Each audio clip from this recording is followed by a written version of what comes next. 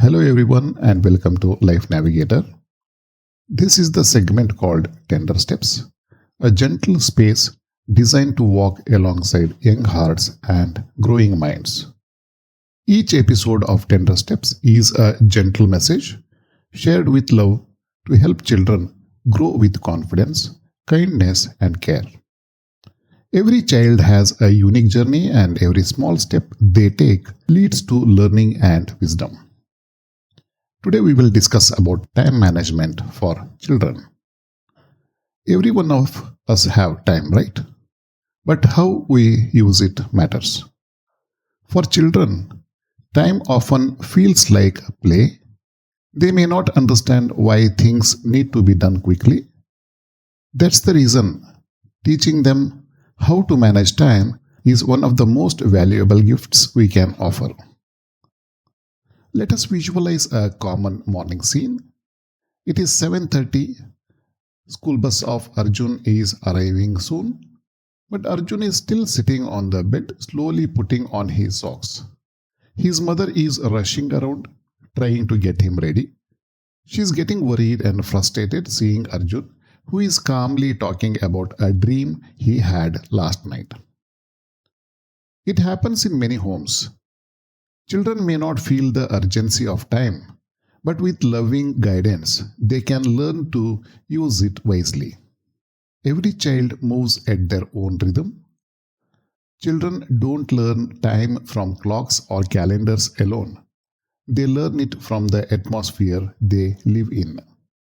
They quietly observe how adults move through the day, how elders begin their mornings, how routines are followed or skipped.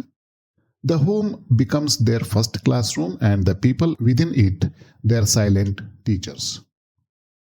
If parents rush, react with urgency, or skip routines, children absorb that chaos.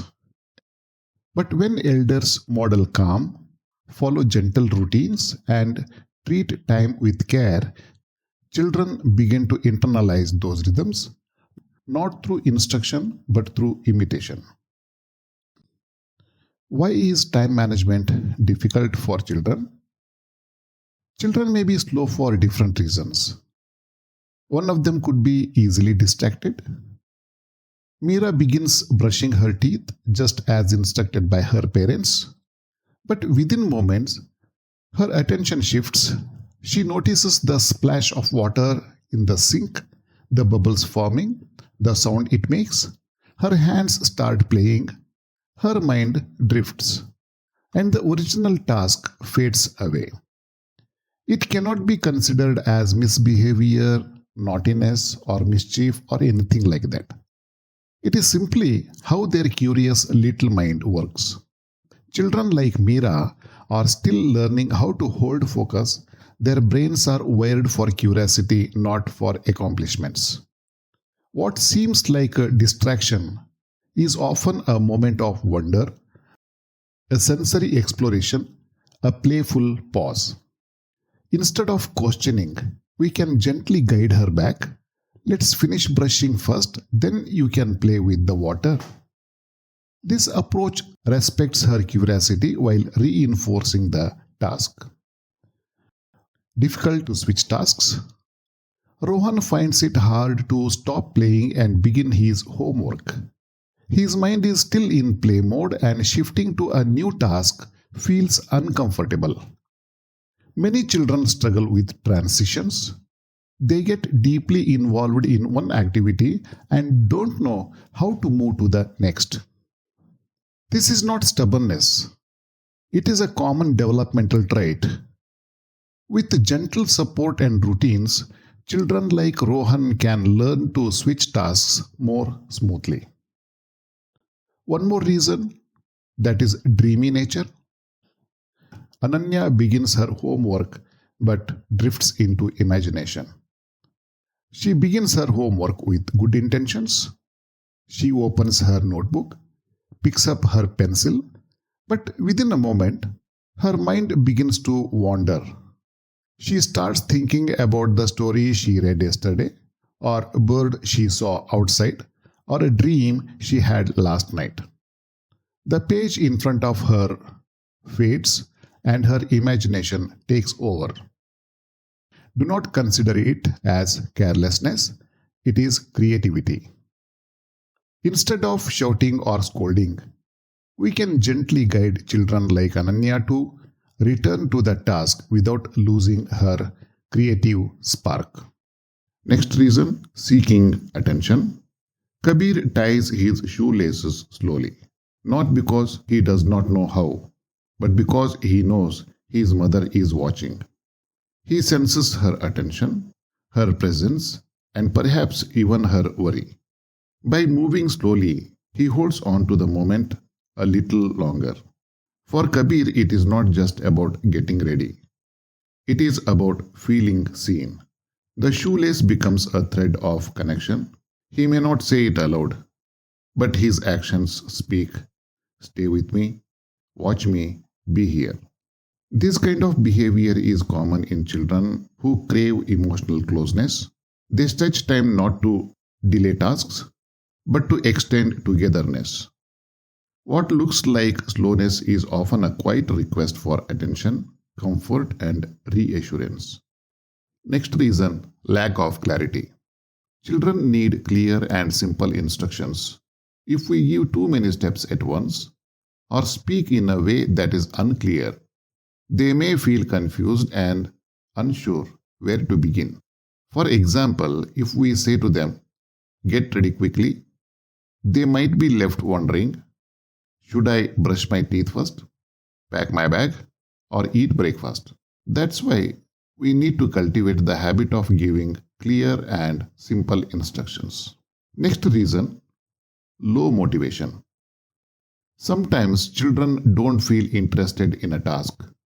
If homework feels boring or like a punishment, they may take longer or avoid it. They need to feel that the task is meaningful, not just for parents, but for themselves. When children find meaning, they find energy. A small shift like turning it into a game, giving a reason to do it, or praising their effort can help them feel more motivated and involved. Now it is very important question to find answer. What does not work while developing time sense in children? Shouting, scolding, or punishing often backfires. It may create fear, resistance, or even reinforce the behavior if the child is seeking attention. Let us make it very clear. Scolding slows the soul. Gentleness grows it. Now one more important question to find answer. What strategies work best for building time awareness among children? 1. Make sure they are listening. Before giving any instruction, pause and check. Is the child listening to me? Is the child mentally present? Children often get deeply absorbed in what they are doing, whether it is watching TV, playing, or daydreaming. If we speak while they are distracted, they may not even register our words. Instead of repeating or raising our voice, we can gently bring their attention back. For example, pause the TV, kneel down to their level, make eye contact, and say calmly, "Let's clean your room now." This small moment of connection helps the child feel seen and ready to listen. When we connect first, instructions don't feel like commands, they feel like invitations. Next one, use simple routines. Children feel calm and confident when their day follows a similar pattern. Predictable routines help them move through the day with less confusion and calm. When the same steps happen in the same order each morning, children begin to follow them naturally without needing reminders or pressure. For example, simple visual chart can show brush teeth, take a bath, dress up, eat breakfast, leave for school. It gives children a clear path to follow. It also helps reduce delays and emotional resistance because the routine becomes familiar and comforting. Routines don't just organize time, they create emotional rhythm. They tell the child, "You are safe, you know what comes next, you can do this." Next one, Use timer in a fun way. Children often respond better to play than pressure. Instead of saying hurry up, we can turn everyday tasks into light-hearted challenges using timers. This makes time feel exciting, not stressful. Timers help children understand time in a concrete way. They begin to feel how long 5 minutes really is and how much they can do within it. Over time, this builds both awareness and responsibility. But the key is joy. When time feels playful, children don't resist it, they dance with it. Next one, give it time, then ask with care. Children need time to understand their feelings. When a child struggles with a task, whether it is delayed homework or a moment of frustration, it is best not to react immediately. Children often need time to calm down and make sense of what they are feeling. Once the moment has passed, gently talking about it helps them feel safe and understood. For example, instead of correcting or questioning them right away, you might say later, I noticed homework took longer today. Was something bothering you? This kind of open-ended approach invites the child to share without fear. They might reveal they were tired, distracted, or unsure. When we speak with patience and care, we create space for emotional growth and trust. Calm reflection teaches children that mistakes are not punishable, they are understandable.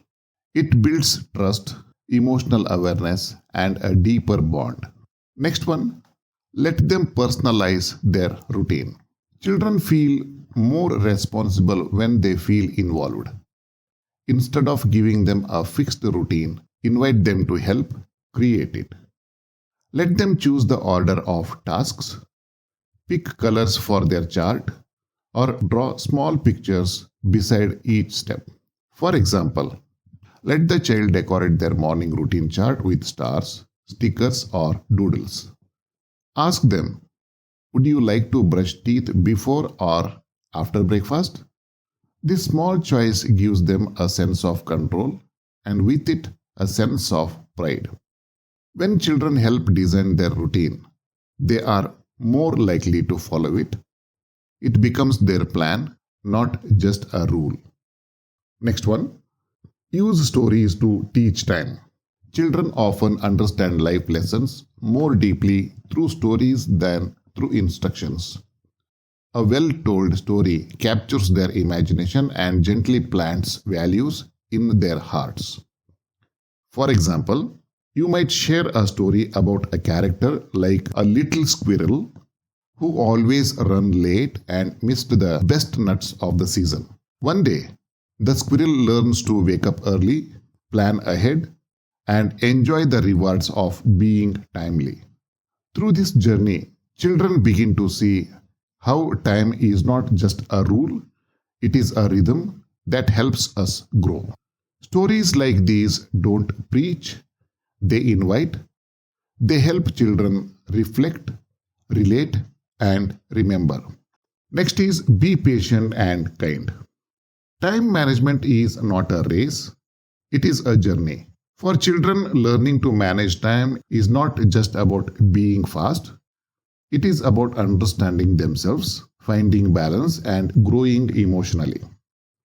Some children move quickly, others take their time. Some need reminders, others need reassurance. But all children need one thing the most: love, patience, and presence. When we respond with kindness, we teach more than time, we teach trust, confidence, and self worth. And in that safe space, children begin to bloom. If today's message brought you a moment of clarity, please do subscribe to Life Navigator, a space for kind guidance and everyday wisdom. Let's continue believing that every child deserves to feel seen, celebrated, and supported. See you next week. Until then, Lead with love and kindness. And remember, real growth starts with gentle steps. Thank you.